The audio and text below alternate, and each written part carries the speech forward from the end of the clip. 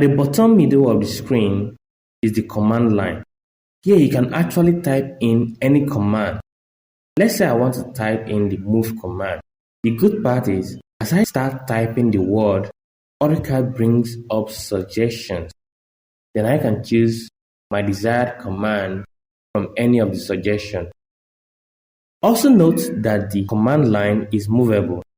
You can click and drag on the dotted pattern, which represents a handle, then dock the command on, say, the edge of the screen if you want to. But I prefer it at the bottom middle, AutoCAD's default position. At the bottom of the screen is the status bar. This status bar displays information about the drawing environment as well as the setting current state. This first area is the drawing coordinate. It shows the location of my cursor.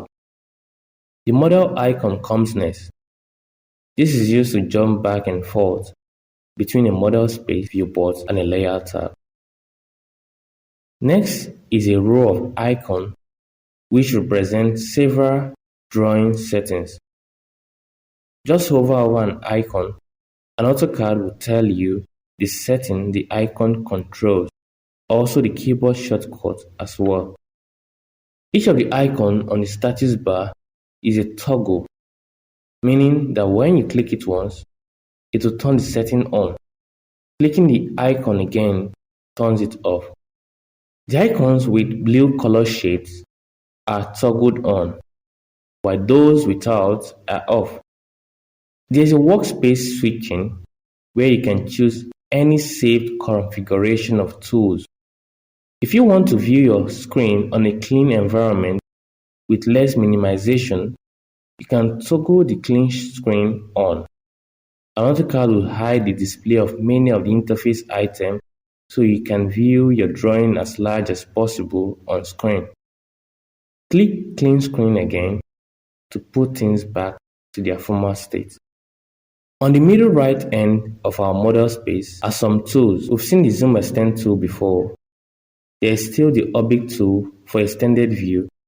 It contains a drop-down button for free orbit and continuous orbit. Then the pan tool for moving the view planar to your screen. Also, there is full navigation tool. This is quite different from selecting other normal commands.